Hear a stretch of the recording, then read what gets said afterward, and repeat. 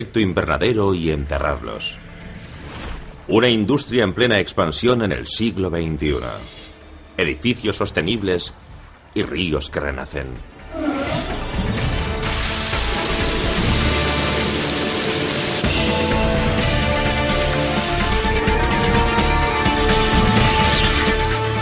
Maravillas modernas, la tecnología medioambiental.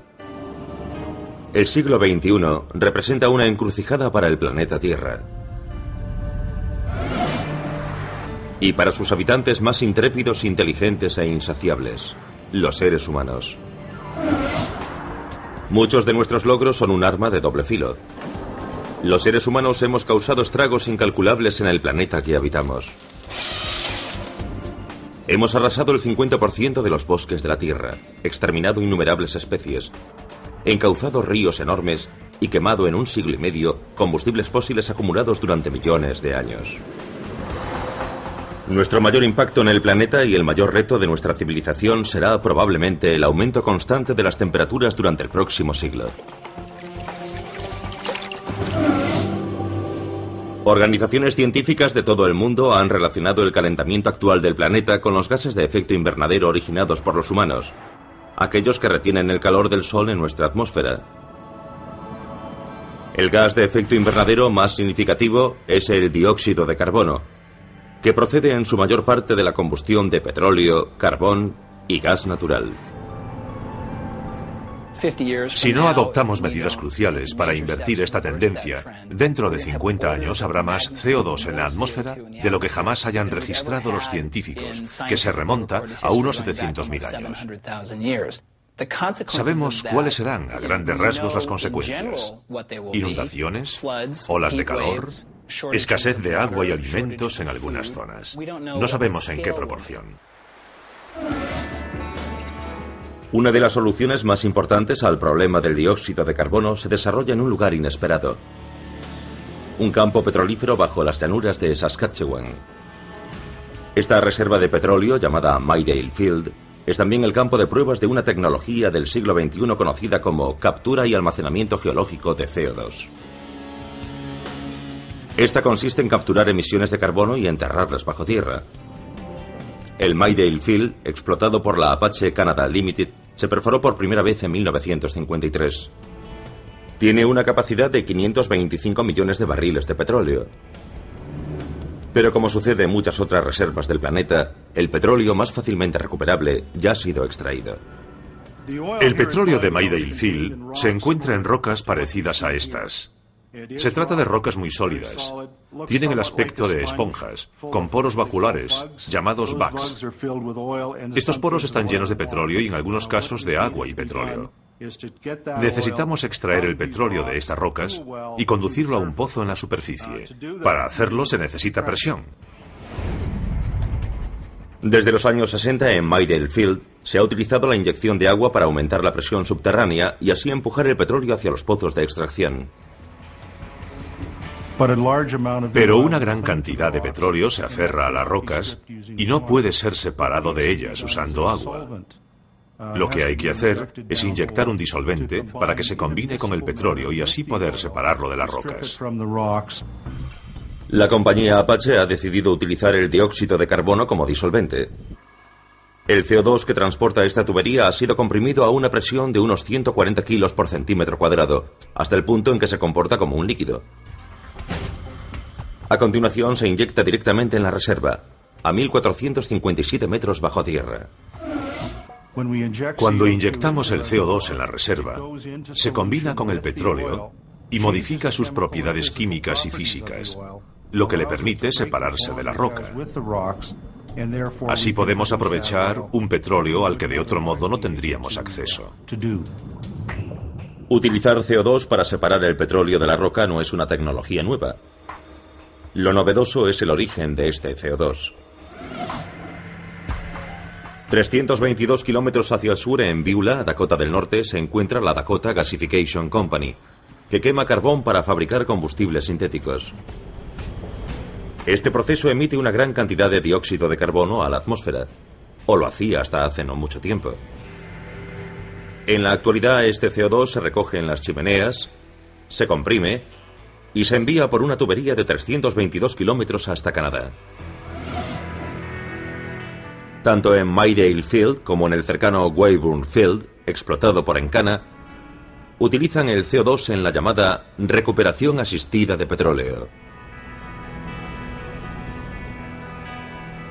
Cuando el CO2 ha desprendido el petróleo de la roca, inyectan agua en la reserva para que la recorra. Así podemos dirigir los fluidos por la reserva desde el lugar donde los inyectamos hasta donde los recogemos. Este pozo produce unos 650 barriles diarios de este fluido, con un 85% de agua y un 15% de petróleo. A continuación se separan los distintos componentes de la mezcla: petróleo, agua, gas natural y CO2. Una parte del CO2 permanecerá bajo tierra, unido firmemente a la roca. El resto será presurizado de nuevo a 140 kilos por centímetro cuadrado, combinado con el CO2 de la tubería de la compañía Dakota e inyectado de nuevo en el subsuelo. Durante los próximos 40 años, el CO2 de la compañía Dakota seguirá desprendiendo tanto petróleo como sea posible. Conforme lo haga, ocupará el vacío dejado por el petróleo en la roca. Utilizando la extracción por agua, creíamos que la vida útil del campo sería de unos 15 años. Con el CO2 creemos que este campo seguirá en funcionamiento en 2045. Los gases de efecto invernadero se entrarán entonces en la reserva de petróleo, y los 280 pozos serán clausurados con cemento. Las mismas rocas que almacenaron petróleo y gas natural durante millones de años deberían hacer lo mismo con el CO2. Además de las reservas de petróleo, los científicos han encontrado otras zonas en las que almacenar carbono, principalmente acuíferos salinos profundos y lechos de carbón abandonados. En la actualidad, la estimación global sobre la emisión de dióxido de carbono está entre 23 y 24 gigatones al año. Las estimaciones sobre la capacidad de almacenamiento geológico son de unos 900 gigatones. Este almacenamiento geológico potencial es más que suficiente para las emisiones globales actuales. Pero capturar y almacenar carbono resulta caro. El coste de los proyectos de inyección de Maydale y Weyburn es de unos 200 millones de dólares. Eso sin incluir el propio CO2.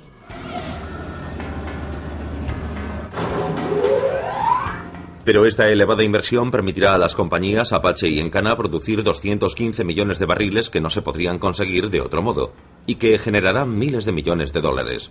Un incentivo evidente. La pregunta es, ¿quién pagará la captura y el almacenamiento de CO2 cuando no quede más petróleo que recuperar? La búsqueda de sistemas para almacenar carbono o reducir su producción para que no sea liberado en la atmósfera es un asunto cada vez más regulado. Algunos estados, como California, ya están poniendo límites a la cantidad de carbono que las fábricas pueden emitir.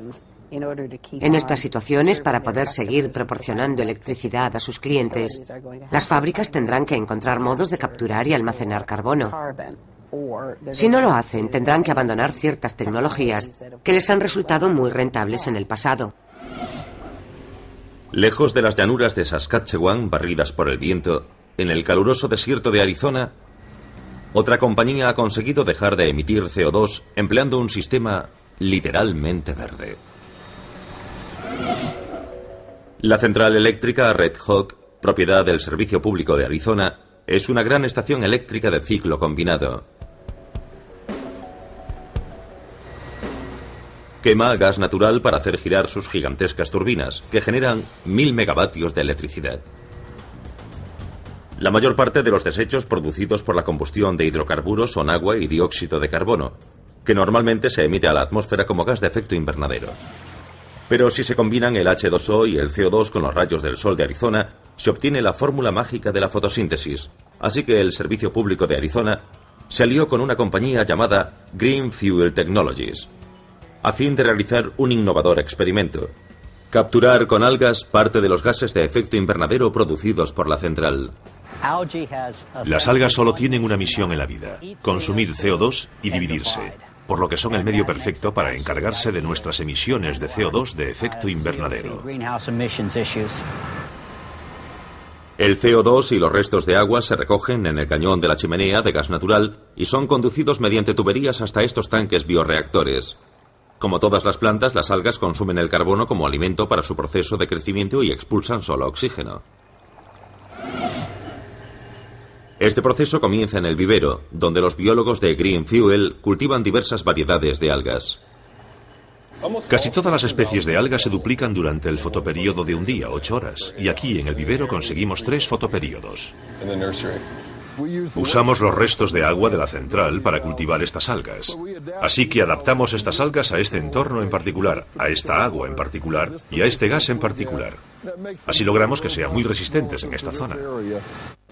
A continuación, estas asombrosas plantas son transportadas al bioreactor diseñado para distribuir equitativamente la luz solar y el CO2 hasta que las algas están listas para ser recogidas. Este tubo nos permite introducir el gas en el sistema. Estos dos son para los circuitos de refrigeración. Y con este recogemos las algas. Cuando el crecimiento de las algas alcanza una concentración determinada, podemos extraer una parte. El Servicio Público de Arizona y Green Fuel no se limitan a tirar las algas. No es una coincidencia que el lodo de las algas cosechadas se parezca mucho al petróleo.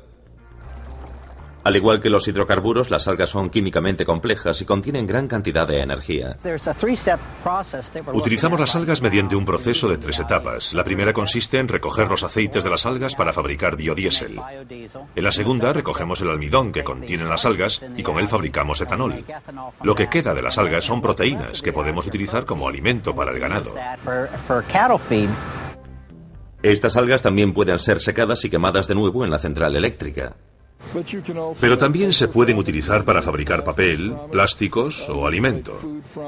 De hecho, la mayoría consumimos muchas algas en nuestras comidas diarias sin saberlo. Creo que con el tiempo desarrollaremos una estrecha relación simbiótica con estas plantas que llevan aquí millones y millones de años. Desde luego, mucho más tiempo que nosotros. El experimento ha tenido tanto éxito que el Servicio Público de Arizona y Green Fuel pronto llenarán esta estructura de criaderos de algas. Aplicar esta tecnología a gran escala implicaría un salto mucho mayor. Para capturar el 100% de las emisiones de CO2 de una central se necesitarían unas 0,8 hectáreas de algas por megavatio. Eso significa que una gran central como Red Hawk necesitaría 809 hectáreas. Pero en Green Fuel Technologies ya han pensado en eso.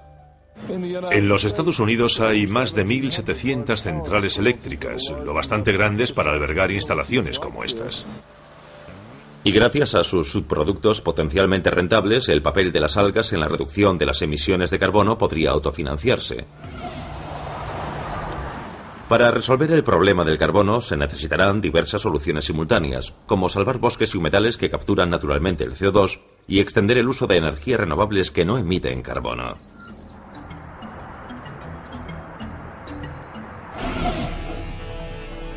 También comienzan a surgir nuevas soluciones a la crisis ambiental, viviendas y lugares de trabajo sostenibles o ecológicos. Para encontrar la causa de muchos de los problemas medioambientales solo tienen que observar su hogar y su lugar de trabajo. Los edificios consumen buena parte de los recursos del planeta. El 50 o el 60% de la energía de los Estados Unidos no la consumen los coches, que es de lo que más se habla, sino el aire acondicionado, la calefacción y la iluminación de los edificios. Bienvenidos al edificio sostenible o ecológico. ¿Sus 3 objetivos? Utilizar menos materiales de construcción y que sean más ecológicos, reducir considerablemente el consumo de agua y energía, y construir sin utilizar productos químicos tóxicos. Aplicar esas tecnologías tanto como se pueda es con mucho el modo más barato y más rápido de reducir tanto las emisiones de gas de efecto invernadero como, en general, las de los contaminantes convencionales del aire. He aquí la prueba. Una elegante vivienda moderna de 3 dormitorios construida por Living Homes en Santa Mónica, California. Su efecto sobre el medio ambiente se tuvo en cuenta antes incluso de su construcción. Esta vivienda se compone de un armazón de acero formado por 11 módulos prefabricados que fueron ensamblados sobre el terreno en un solo día. Un diseño prefabricado reduce considerablemente el gasto en construcción. La construcción normal de una vivienda conlleva una enorme cantidad de desechos. El 30 o el 40% de los materiales terminan en un vertedero. Los encargados de los vertederos dicen que un 30 o 40% son desechos de construcción. Con materiales prefabricados, los desechos de construcción son un 2% de media, ya que se utilizan diseños previos para todo. Es todo muy preciso. Además, la estructura de acero evita los problemas de moho y humedad de la madera. Es un material muy saludable y también reciclable. Gran parte de los materiales son reciclados y sostenibles, y todas las superficies fueron construidas sin utilizar productos químicos tóxicos como el formaldehído, que se suele utilizar en adhesivos y cubiertas. Las encimeras de la cocina están hechas de papel de periódico o celulosa, las repisas de los baños de vidrio reciclado y las mamparas de la ducha de resina plástica reutilizada. La madera utilizada procede de plantaciones sostenibles, como certifica el Forest Stewardship Council o Consejo de Administración Forestal. Esto ayuda a conservar la mayor fuente de absorción de carbono, los antiguos bosques vírgenes. El coste de fabricación de esta vivienda, diseñada por el famoso arquitecto Ray Kapi, es de $2.500 por metro cuadrado, por encima de la media nacional. Pero el coste de la construcción ecológica puede reducirse gradualmente. En el mejor de los casos, una vivienda ecológica genera la mayor parte de su propia energía y la utiliza del modo más eficiente posible. Un sistema termal solar calienta el agua, que además pasa por unas tuberías bajo el suelo para proporcionar calor radiante desde el suelo. Unos paneles fotovoltaicos proporcionan casi toda la electricidad de la casa, algo que facilitan los electrodomésticos de alto rendimiento de Energy Star. Luces LED que consumen 10 veces menos que las bombillas incandescentes. Y el uso de luz solar abundante y gratuita. Vivir de un modo ecológico no solo es posible en la soleada California. En el otro extremo del país, en el corazón de Nueva York, se están aplicando los mismos conceptos a una escala mucho mayor. Este es el Soler, un edificio de viviendas en el que viven casi 700 vecinos de la parte sur de Manhattan. Gracias a un sistema propio de tratamiento de aguas y el uso eficaz de la electricidad, consume un 55% menos de agua y un 37% menos de energía que otro edificio similar. Quizá lo más impresionante del Soler sean sus dos techos verdes o ecológicos que utilizan la energía de las plantas para aislar el edificio y retener el agua de lluvia. Este techo ayuda a evitar el efecto isla de calor urbano. El efecto isla de calor urbano se crea por las calles oscuras y asfaltadas de una ciudad, y sobre todo por los miles de techos oscuros y absorbentes que atrapan el calor del sol, y que hacen que la temperatura en las ciudades durante el verano sea hasta 6 grados más elevada que en las áreas cercanas. Las plantas reflejan la luz del sol y enfrían el aire circundante mediante un proceso llamado evapotranspiración, la forma en que sudan las plantas. El techo verde es un aislante, conserva el calor durante el invierno y lo expulsa durante el verano. Las plantas no son más que la capa superior del sofisticado sistema de drenaje del techo. Durante las tormentas, las diversas capas del techo verde capturan hasta un 80% del agua de lluvia que normalmente fluye por cañerías que se desbordan con facilidad. El exceso de agua de las tormentas es la mayor causa de contaminación de las aguas costeras. El agua tiende a escapar de los edificios hacia el alcantarillado y de allí al océano. En las alcantarillas recoge toda la suciedad, todos los excrementos de los animales y todo tipo de residuos tóxicos que transporta hasta las aguas costeras. Los techos vivos no son más que una de las tecnologías ecológicas presentes en las junglas de asfalto como Nueva York. A pocos kilómetros del edificio Soler se encuentran las nuevas instalaciones de la corporación Hearst. Una de las principales empresas de esta red nos demuestra que incluso un rascacielos puede ser ecológico desde los cimientos. La torre Hearst, de 46 plantas, no solo conserva la fachada Art Deco de la sede original, también se recicló el 85% de los materiales del edificio. También se aplicaron conceptos ecológicos a la peculiar estructura exterior de acero. Al situar el esqueleto del edificio en el exterior de forma que permanezca visible, la estructura resulta mucho más eficaz. Esta malla diagonal o triangular utiliza menos acero que otra estructura normal. Se interponen menos columnas en medio de los pisos, pero al mismo tiempo sostiene el edificio mucho más eficazmente. Una estructura más eficaz permite más ventanas y la entrada de más luz natural. El diseño ambientalmente responsable se aplicó tanto a las estructuras principales como a los menores detalles. El techo está construido con material reciclado. Los sistemas de iluminación insertados en el techo son programables. Cuando uno sale de una estancia, se apagan automáticamente. Además, se ajustan a la luz natural que proviene del exterior. Este sistema de paredes se compone de vidrio de alto rendimiento. Eso significa que el vidrio contiene más hierro, lo que permite la entrada de más luz natural, pero no la suficiente para que produzca demasiado calor en el interior, por lo que se necesita menos luz artificial. Los primeros rascacielos eran en ciertos aspectos pioneros ecológicos. Construidos antes de la invasión del aire acondicionado, las ventanas de estos edificios se alejaban de la fachada para proteger el interior de la luz del sol.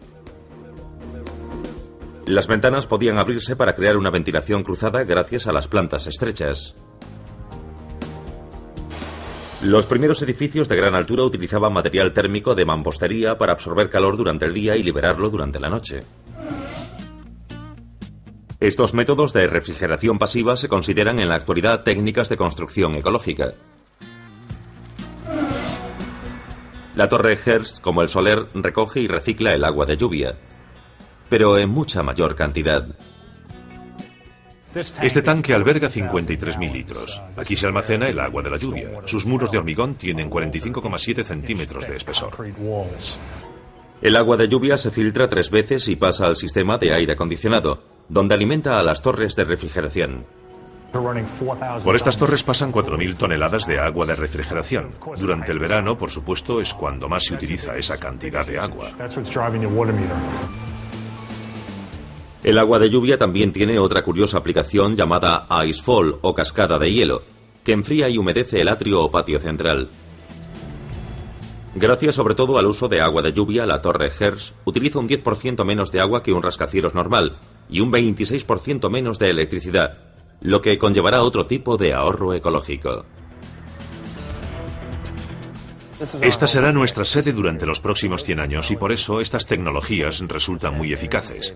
Si aplicamos ese 26% de energía que ahorramos solo en electricidad a toda la vida útil de este edificio, la empresa ahorrará mucho dinero. Nos dijeron que no se podía construir de un modo ecológico en Nueva York y hemos demostrado que se equivocaban. Los que quieren emprender un proyecto similar, que vean lo que hemos hecho y que intenten mejorarlo. Todos podemos participar en la revolución de la construcción ecológica. Pero mejor dejar a los expertos otros avances tecnológicos como la limpieza del legado letal de la era nuclear.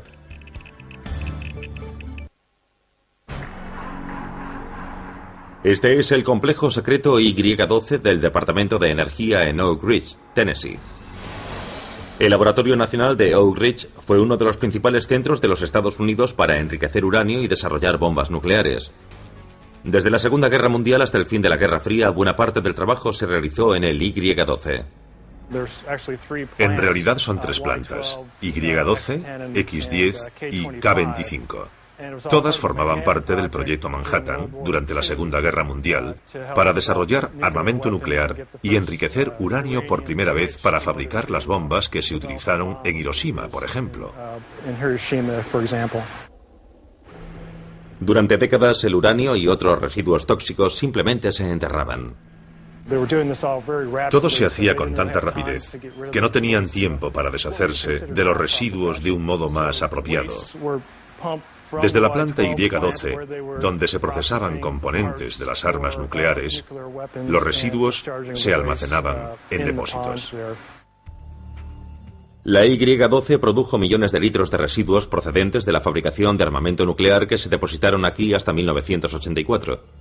Después drenaron los depósitos, los cubrieron y construyeron un aparcamiento encima. Pero eso no impidió que el U-6, un tipo de uranio soluble en agua, se filtrase hasta las aguas subterráneas de la zona. Y contienen hasta 1000 veces la concentración legal de uranio. El primer paso para solucionar este desmán es tomar una muestra de la capa de agua subterránea, compuesta aproximadamente de un 30% de agua mezclada con tierra. Cuando extraemos una muestra, la sometemos a varias pruebas. Primero la escaneamos con este aparato, un medidor de radiaciones beta y gamma.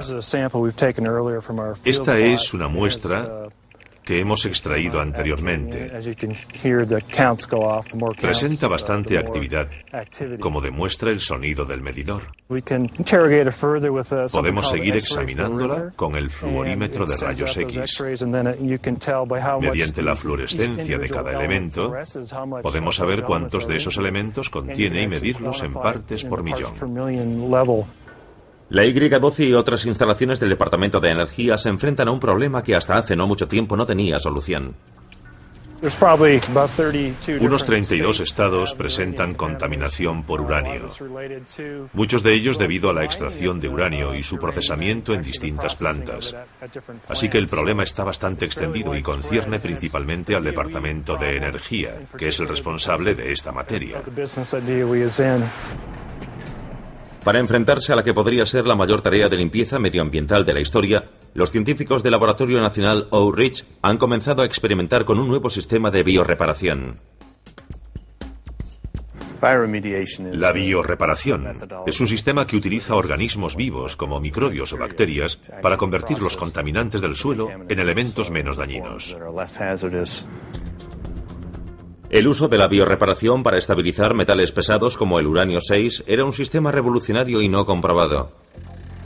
La tarea se complicó aún más cuando descubrieron que el subsuelo y las aguas subterráneas bajo la Y12 contenían muchas otras toxinas además del uranio. Los microbios no podían sobrevivir. Contiene percloroetileno, un compuesto orgánico tóxico y otros metales. Níquel, una concentración muy alta de aluminio. El nivel de acidez es tan elevado que disuelve todo tipo de minerales en el suelo. Y el olor del ácido nítrico es muy evidente. Por tanto, antes de que los científicos puedan aplicar la biorreparación al uranio, bombean el agua subterránea hasta la superficie y la someten a múltiples transformaciones químicas. La primera utiliza un separador de vacío y filtros de carbono para retirar del agua toxinas orgánicas volátiles. El siguiente paso consiste en traer el agua hasta estos tanques de retención, donde lo primero que retiramos es el aluminio. En este lugar en particular, la concentración de aluminio es muy elevada, de unas 400 o 500 partes por millón. Se draga y se bombea hasta otro tanque de retención.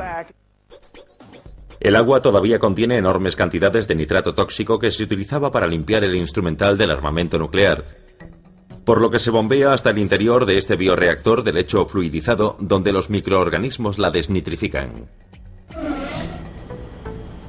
Por último, el agua es devuelta al subsuelo y puede comenzar la tarea principal: estimular a los seres microscópicos para que conviertan el inestable y soluble uranio 6 en el estable e insoluble uranio 4. El primer paso consiste en bombear hasta el subsuelo y las aguas subterráneas una fuente de energía que estimule a los microbios. En este caso, se trata de etanol. Cuando introducimos metanol, etanol o acetato en las aguas subterráneas, alimentamos a las bacterias. Y cuando se han alimentado tienen que respirar y necesitan los metales para hacerlo. Conforme las bacterias respiran, desprenden un electrón extra que se une a ciertos metales, incluido el uranio. Los electrones portan una carga negativa que reduce el estado de oxidación del uranio, disminuyendo el número de cargas positivas en cada átomo de uranio. Se trata de un rasgo muy importante, ya que si reducimos, por ejemplo, el estado de oxidación del uranio desde uranio 6 a uranio 4, el uranio deja de ser soluble en el agua. Deja de fluir con las aguas subterráneas, se precipita y se queda en el suelo de un modo muy estable. El estable uranio 4 permanece en el subsuelo y no en las aguas subterráneas. El asombroso éxito de este proyecto ha atraído la atención de científicos de todo el mundo. Aunque aún no ha sido probado a gran escala, parece ser un avance crucial en la estabilización no solo del uranio, sino de otros metales tóxicos. Gracias a la biorreparación, el Departamento de Energía ha ahorrado a los contribuyentes una suma considerable en esta limpieza. El coste de esta limpieza, utilizando tecnología convencional, sería de unos 300.000 millones de dólares. El sistema de biorreparación es mucho más barato y seguro, ya que no es necesario cavar ni realizar transportes por carretera con los riesgos que eso implica. Mientras los científicos del Laboratorio Nacional Oak Ridge siguen estudiando esta solución microscópica a un enorme problema de residuos, la industria encuentra nuevos usos para otros desechos, desde el lodo de papel a millones de toneladas de basura. El reciclaje se ha convertido casi en un tópico del movimiento ecologista y en algo tan rutinario como sacar la basura. Pero reciclar material desechado para crear productos útiles tiene un profundo impacto en el medio ambiente. Tomemos como ejemplo una lata de aluminio. Reciclando aluminio, latas por ejemplo, ahorramos un 95% de energía en comparación con su fabricación tradicional. A escala nacional eso representa un ahorro de unos 15 millones de barriles de petróleo al año gracias al reciclaje de las latas y otros productos. Una tonelada de papel reciclado salva unos 30 árboles. Por no mencionar 26.500 litros de agua, 4.000 kilovatios hora de electricidad y 27 kilos de productos que contaminan el aire. La industria papelera, por su diseño, es quizás la segunda o tercera industria del mundo en consumo de energía. En Neenah Paper, situada junto al río Fox en Wisconsin, reciclan mucho más que papel. Agua, lodo, vapor, todo forma parte de un bucle gigantesco que se autoabastece. Cuando el proceso de fabricación de papel comienza, Neenah Paper añade gran cantidad de material desechado a la pulpa del papel. En su mayor parte son productos de papel, muchos de ellos impresos que han alcanzado el fin de su vida útil por parte del consumidor. La empresa que lo recoge decolora un poco el material y lo transporta en esta forma, con un 50% de humedad. El material reciclado se combina con pulpa virgen, además de colorantes, aditivos y mucha más agua. Cuando la pulpa comienza su trayecto por la papelera, se compone de agua en un 90%. El proceso de fabricación de papel no es más que un gigantesco proceso controlado para extraer el agua de esa mezcla. La papelera aplica gravedad, presión y el calor del vapor para eliminar el agua. El agua que se extrae y los pequeños fragmentos de pulpa que no se utilizan pasan a la planta de tratamiento.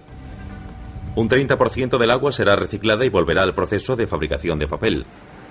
Gracias a la biorreparación, el agua restante regresa al río Fox más limpia que cuando salió de él. El residuo sólido, conocido en la industria papelera como lodo, ya no puede ser reciclado de nuevo como papel.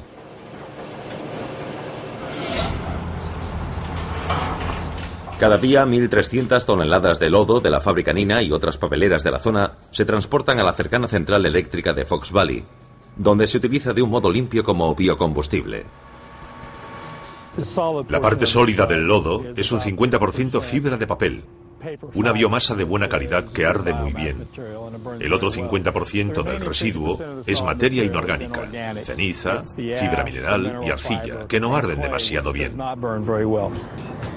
Este material inorgánico se funde para formar una sustancia similar al vidrio que después es enfriada súbitamente para formar un compuesto de vidrio que tendrá múltiples aplicaciones, como asfalto o papel de lija. La parte orgánica del lodo se quema en esta caldera de 7 pisos de altura. Esta caldera está diseñada para producir 136.000 kilos de vapor cada hora, a 24,6 kilos por centímetro cuadrado a 315 grados centígrados. A continuación, el llamado vapor verde regresa por unas tuberías a Neenah Paper, donde se utiliza para secar el papel. El vapor verde ha reemplazado casi por completo a las calderas de gas natural de la fábrica, que no suelen utilizarse. Hemos reducido el consumo de gas natural más de un 80% y reemplazado un combustible fósil con algo que ha sido un residuo del proceso. Representa un gran ahorro energético y medioambiental. Convertir el lodo en vapor también beneficia al entorno. Si esta fábrica cerrase mañana, los vertederos de este condado estarían llenos en un año. Los vertederos. Tradicionalmente se han considerado la antítesis del reciclaje, Lugares donde millones de toneladas de materiales potencialmente útiles sufren una muerte lenta y desagradable para la vista y el olfato. También son uno de los mayores productores mundiales de metano. Este gas de efecto invernadero, más dañino que el dióxido de carbono, surge conforme la basura se va descomponiendo. Pero en los vertederos actuales se ha descubierto cómo transformar gases de efecto invernadero en energía de combustión limpia. En el vertedero South Shelby, cerca de Memphis, Tennessee, Allied Waste colabora con varios socios medioambientales para aprovechar el metano. Nos encontramos justo encima de desechos enterrados hace 5 o más años, junto a un pozo de gas que extrae metano de debajo de la superficie. 120 de estos pozos se adentran entre 20 y 42 metros en la basura para extraer 140 metros cúbicos por minuto de gas de vertedero, suficientes para calentar 30.000 hogares. Estos pozos verticales están situados a 30 o 40 metros unos de otros. Forman un círculo en torno a los desechos enterrados. Lo que pretendemos es crear entre estos pozos una zona de influencia de la que ningún tipo de gas, ningún tipo de metano escape hacia arriba o hacia abajo. Pretendemos que no llegue a las aguas subterráneas ni escape a la atmósfera y también que no salga al exterior. El vacío empuja todo el gas hacia un colector común. Esto es un tubo de 45,7 centímetros. Todo el gas llega y se extrae por aquí por efecto de la bomba de vacío. Cuando el gas ha sido comprimido, se conduce por esta tubería hasta la fábrica Soleil, una planta de procesado de alimentos cercana. Esta planta, que produce diversos productos alimentarios a base de soja, es la mayor del mundo en su campo. El gas de vertedero proporciona en teoría el 100% de la enorme cantidad de vapor que Soleil necesita. La vieja tubería de gas natural ya no se suele utilizar. El gas de vertedero desprende dióxido de carbono cuando es quemado, pero aún así resulta beneficioso para el medio ambiente por dos motivos. Elimina metano, el gas de efecto invernadero más potente, y sustituye las emisiones de CO2 del gas natural que ha dejado de quemarse. El ingenio humano puede convertir una molestia en un recurso valioso. E incluso hacer que un río regrese a su estado natural. Algo que puede salvar ciudades además de ecosistemas. Cuando el huracán Katrina dejó buena parte de Nueva Orleans bajo las aguas, no fue difícil culpar de la terrible inundación al fallo del sistema de diques. Pero además de los diques, la catastrófica inundación tuvo otra causa menos evidente. La constante desaparición de los humedales pantanosos de Luisiana. Los humedales han desaparecido en gran parte debido a la excesiva canalización del curso bajo del río Mississippi durante décadas y a la reducción de su cauce tradicional. El río ya no puede depositar su limo rico en nutrientes para crear humedales e islas que actúan como barreras, que desaparecen paulatinamente bajo el cada vez mayor Golfo de México a un ritmo de 88 kilómetros cuadrados al año. Los humedales y los ecosistemas del río, conocidos como corredores ribereños, controlan naturalmente las inundaciones. Los ingenieros hidráulicos calculan que cada kilómetro de humedal o bosque ribereño absorbe 19,3 centímetros de la crecida provocada por un huracán. Actúan como enormes esponjas y atenúan muy eficazmente las riadas. El filtro de las zonas ribereñas y los bosques pueden frenar el agua y distribuirla. Pueden absorber parte de la energía del cauce y dar más tiempo a las zonas que están río abajo para aceptar toda esa agua. A 3.220 kilómetros de Luisiana, en el Valle Central de California, restaurar corredores ribereños se ha convertido también en un asunto urgente. El 95% de los ecosistemas ribereños de California han desaparecido.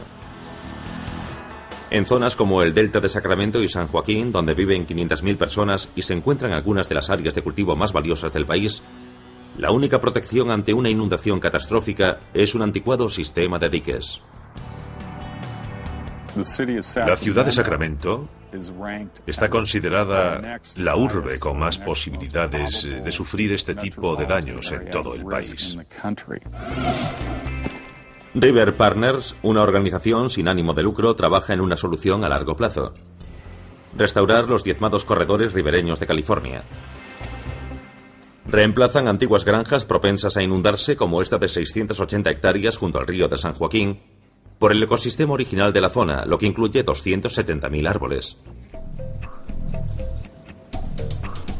Sus dos objetivos principales son construir un hábitat ribereño de calidad para la vida salvaje y recuperar entornos que disminuyan el riesgo de inundaciones. La plantación no se realiza al azar. Se basa en una simulación por ordenador de una inundación en la zona y las diversas estructuras de las propias plantas. Donde la velocidad del agua es mayor, no plantamos árboles. Son demasiado rígidos para soportar el agua. Así que plantamos otras especies más flexibles, como rosales y zarzas, muy flexibles ante el agua a gran velocidad. Por eso saber cómo se moverá el agua durante las inundaciones es una parte crucial del diseño. Mientras las excavadoras vacían los terrenos que se convertirán en humedales, los tractores cavan surcos para crear un preciso mosaico de árboles y hierbas autóctonas, como robles del valle o robles blancos de California y arbustos del coyote. En 3 años este terreno baldío podría tener este aspecto. Es sorprendente. Si lo construimos, lo encuentran. Los animales vienen. Ahora mismo no hay demasiados animales salvajes, pero dentro de 3 años seguramente esté repleto. Durante esos 3 años, River Partners regará las plantaciones con agua del río San Joaquín, ya sea por goteo o por inundación. Después de esos 3 años, el bosque será autosuficiente. Plantan estratégicamente en los propios diques para prevenir la erosión. Este dique, que se agrietó en la inundación de 1997, seguirá agrietado, pues será sustituido por el nuevo bosque ribereño. Ciertas zonas como esta se inundan periódicamente. Después de las inundaciones de 1997, se inundaron las casas, los graneros y los establos de los 4 propietarios principales. Entonces nos dimos cuenta de que estas tierras se adaptan mejor a las planicies aluviales y entornos y hábitats naturales. Unos corredores ribereños en buen estado harán algo más que atraer especies salvajes y proporcionar entretenimiento. Con el tiempo, ayudarán a conservar la rentabilidad de zonas de pesca, granjas y ciudades. Al igual que sucede con otras tecnologías medioambientales, encierran una paradoja: el ingenio humano aplicado a restaurar el delicado equilibrio natural alterado por la acción de los seres humanos. Pero es una paradoja. Tanto en Maydale Field como en el cercano Weyburn Field, explotado por Encana, utilizan el CO2 en la llamada recuperación asistida de petróleo. Cuando el CO2 ha desprendido el petróleo de la roca, inyectan agua en la reserva para que la recorra. Así podemos dirigir los fluidos por la reserva desde el lugar donde los inyectamos hasta donde los recogemos. Este pozo produce unos 650 barriles diarios de este fluido, con un 85% de agua y un 15% de petróleo. A continuación se separan los distintos componentes de la mezcla: petróleo, agua, gas natural y CO2. Una parte del CO2 permanecerá bajo tierra, unido firmemente a la roca. El resto será presurizado de nuevo a 140 kilos por centímetro cuadrado, combinado con el CO2 de la tubería de la compañía Dakota e inyectado de nuevo en el subsuelo. Durante los próximos 40 años, el CO2 de la compañía Dakota seguirá desprendiendo tanto petróleo como sea posible. Conforme lo haga, ocupará el vacío dejado por el petróleo en la roca. Utilizando la extracción por agua, creíamos que la vida útil del campo sería de unos 15 años. Con el CO2 creemos que este campo seguirá en funcionamiento en 2045. Los gases de efecto invernadero se enterrarán entonces en la reserva de petróleo, y los 280 pozos serán clausurados con cemento. Las mismas rocas que almacenaron petróleo y gas natural durante millones de años deberían hacer lo mismo con el CO2, para aumentar la presión subterránea y así empujar el petróleo hacia los pozos de extracción.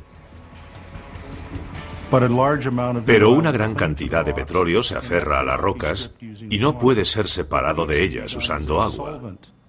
Lo que hay que hacer es inyectar un disolvente para que se combine con el petróleo y así poder separarlo de las rocas. La compañía Apache ha decidido utilizar el dióxido de carbono como disolvente. El CO2 que transporta esta tubería ha sido comprimido a una presión de unos 140 kilos por centímetro cuadrado, hasta el punto en que se comporta como un líquido. A continuación se inyecta directamente en la reserva, a 1457 metros bajo tierra. Cuando inyectamos el CO2 en la reserva, se combina con el petróleo y modifica sus propiedades químicas y físicas, lo que le permite separarse de la roca.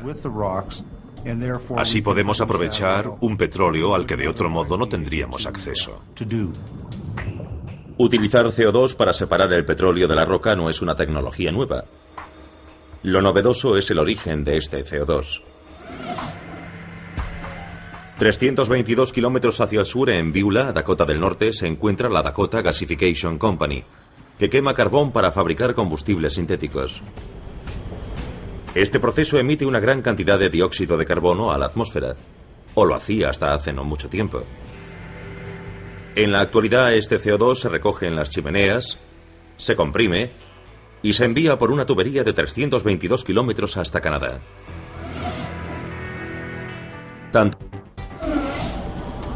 Además de las reservas de petróleo, los científicos han encontrado otras zonas en las que almacenar carbono, principalmente acuíferos salinos profundos y lechos de carbón abandonados. En la actualidad, la estimación global sobre la emisión de dióxido de carbono está entre 23 y 24 gigatones al año. Las estimaciones sobre la capacidad de almacenamiento geológico son de unos 900 gigatones. Este almacenamiento geológico potencial es más que suficiente para las emisiones globales actuales. Pero capturar y almacenar carbono resulta caro. El coste de los proyectos de inyección de Midale y Weyburn es de unos 200 millones de dólares. Eso sin incluir el propio CO2.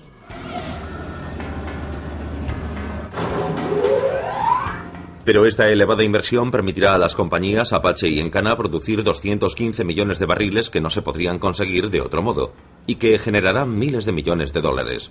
Un incentivo evidente. La pregunta es, ¿quién pagará la captura y el almacenamiento de CO2 cuando no quede más petróleo que recuperar? La búsqueda de sistemas para almacenar carbono o reducir su producción para que no sea liberado en la atmósfera es un asunto cada vez más regulado. Algunos estados, como California, ya están poniendo límites a la cantidad de carbono que las fábricas pueden emitir. En estas situaciones, para poder seguir proporcionando electricidad a sus clientes, las fábricas tendrán que encontrar modos de capturar y almacenar carbono. Si no lo hacen, tendrán que abandonar ciertas medidas cruciales para invertir esta tendencia. Dentro de 50 años habrá más CO2 en la atmósfera de lo que jamás hayan registrado los científicos, que se remonta a unos 700.000 años. Sabemos cuáles serán, a grandes rasgos, las consecuencias. Inundaciones, olas de calor, escasez de agua y alimentos en algunas zonas. No sabemos en qué proporción. Una de las soluciones más importantes al problema del dióxido de carbono se desarrolla en un lugar inesperado. Un campo petrolífero bajo las llanuras de Saskatchewan. Esta reserva de petróleo, llamada Midale Field, es también el campo de pruebas de una tecnología del siglo XXI conocida como captura y almacenamiento geológico de CO2.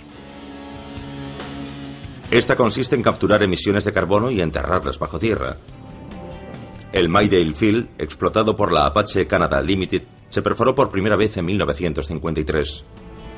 Tiene una capacidad de 525 millones de barriles de petróleo. Pero como sucede en muchas otras reservas del planeta, el petróleo más fácilmente recuperable ya ha sido extraído. El petróleo de Midale Field se encuentra en rocas parecidas a estas. Se trata de rocas muy sólidas. Tienen el aspecto de esponjas, con poros vaculares, llamados bags. Estos poros están llenos de petróleo y en algunos casos de agua y petróleo. Necesitamos extraer el petróleo de estas rocas y conducirlo a un pozo en la superficie.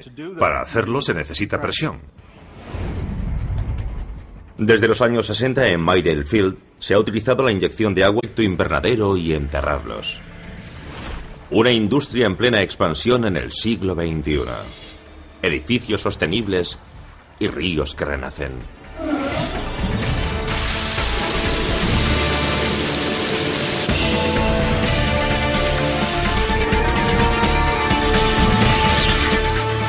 Maravillas modernas, la tecnología medioambiental. El siglo XXI representa una encrucijada para el planeta Tierra. Y para sus habitantes más intrépidos, inteligentes e insaciables, los seres humanos.